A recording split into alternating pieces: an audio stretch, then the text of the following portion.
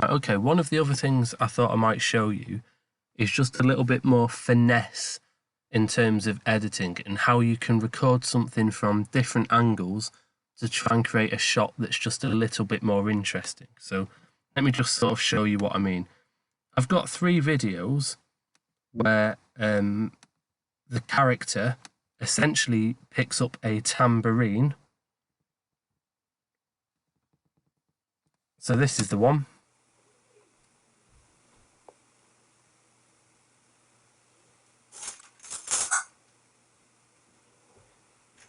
Okay. So that's one view, and there's a lot wrong with it at the moment. I mean, what you saw was very pixelated. I haven't actually rendered it yet.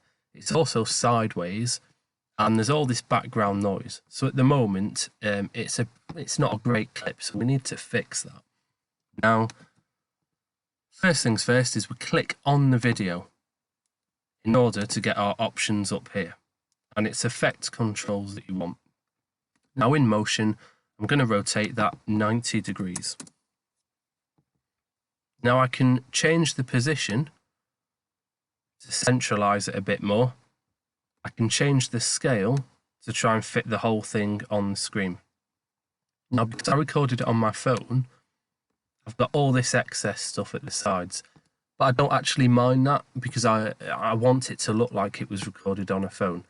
But you might want to think about for your video whether that's going to work and what you can do with this space instead. Now, we don't need any volume at all because we're going to have our music video in the background. So I'm going to click on that, unlink, and I'm just going to get rid of the sound. Okay, so now I've got that. I've got my first clip, and here we go. The character walks across, does a little nod, uses the tambourine. Great. Now that view is good because it shows my character walking into frame, which is an interesting way to see a character enter the frame. And it shows us, as the audience, we're seeing the same thing. We're seeing this selection of instruments and a bit of mise-en-scène. We've got Pokemon, we've got Minecraft, we've got sort of relatable things, Pac-Man down there. So we've got a lot of intertextuality going on in that mise-en-scène. It's clearly a child's bedroom or a teenager's bedroom. And so I've chosen that shot because it includes a lot of the stuff that I want to see. But I want to see my character's reaction.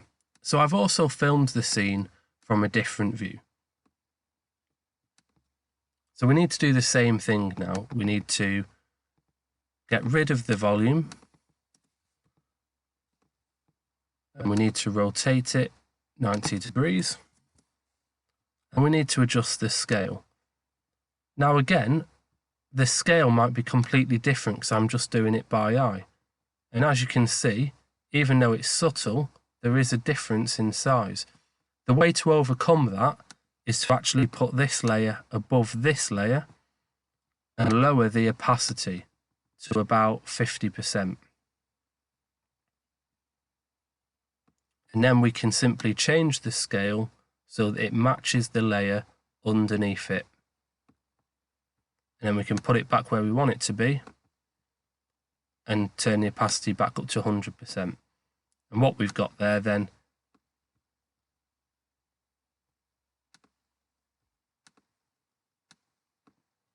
is we've got our video. And what I want is we obviously don't want the same thing to happen. We don't want our character to walk into the shot, choose their instrument, and then walk out of the frame, and then just from a different angle see the same scene play out. We need to kind of time this so that we're seeing it from some different angles and we're seeing different things. I've actually got 3 scenes all together. I've got one from the side here. I think I did one looking up at the character as well.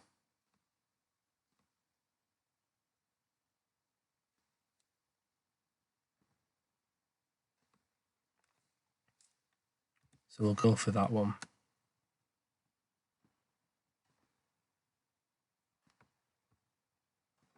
Unlink.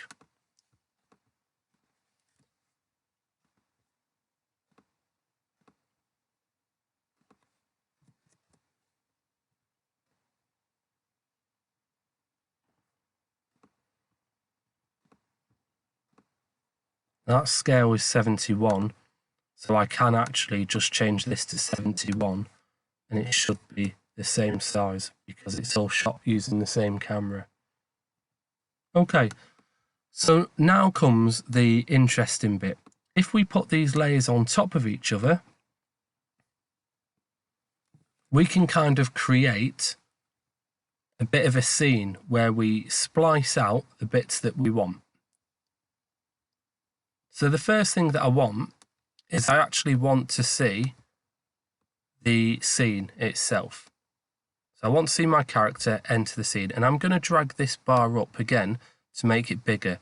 Because like I say, you're being judged on your ability to edit, and therefore we want to be really, really precise with our editing. So I'm going to turn the eyeball off here, and that's going to make those invisible, so I only see this layer for now. So as I get to there, that's good enough. So I see the mise-en-scène, I see my character enter. I'm going to press C, and I'm going to cut it. And now what I want to do is I want to go to the footage where I'm going to now see the character coming towards it. I'm just going to look at that footage for now. I want to see the character's face. So I think up to about there, just to get a bit of movement, is probably good enough.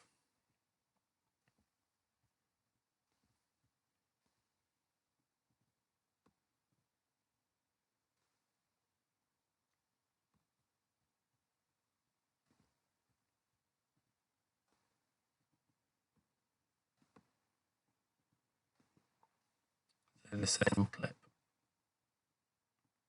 Okay.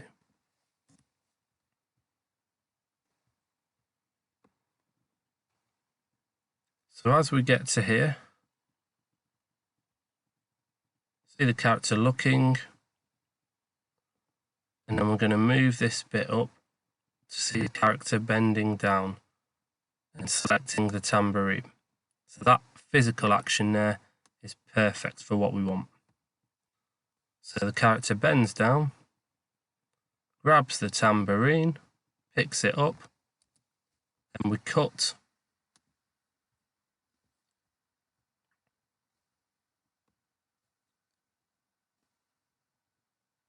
to about there.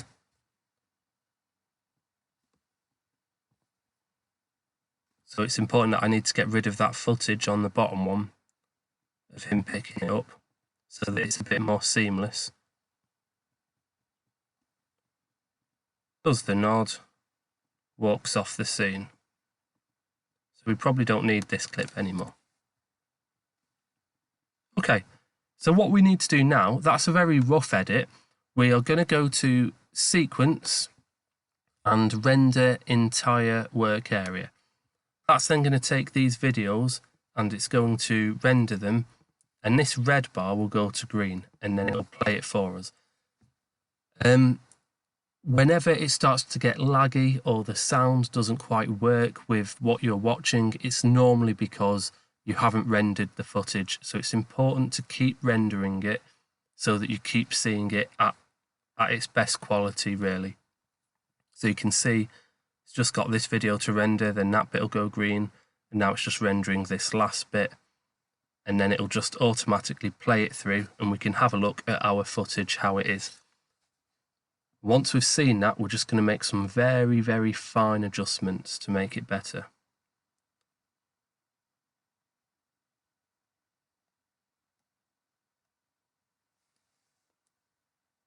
Yeah, I'm not too impressed with it. So this bit,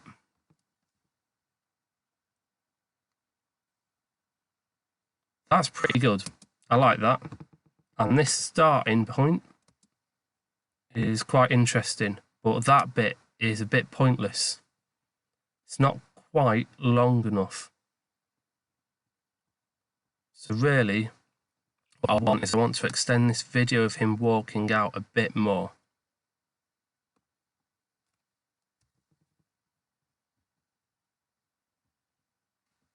And then all I'm going to do is I'm simply going to click on these. I can hold down Shift to select them all, and I can move them along.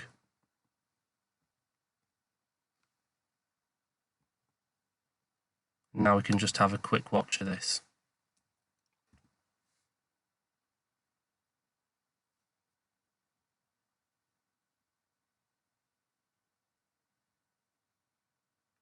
It's a bit better, but it still feels a little bit out of sync with this first bit.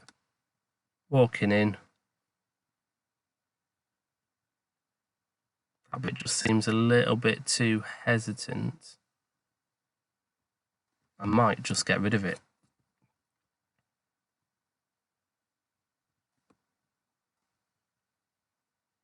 Walking into the frame.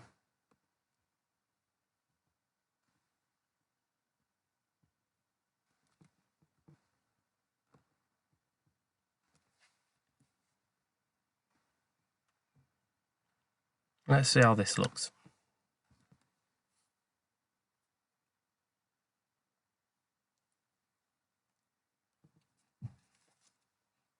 I'm actually happier with that. Now, I don't want this tutorial to go on forever, but at GCSE and for a good grade, I would expect you, to be fair, to spend another good 5 or 10 minutes really tweaking these bits down to a millisecond, just to get the perfect edit so that it really does flow and just feel much more natural. Okay, once you've done all that and you want to export the video, you go to File, Export, and Media. Now let's talk about settings. For me, this is the one. Windows Media, preset, 1080, 24 high quality. If you can get better than that in the settings, do better than that.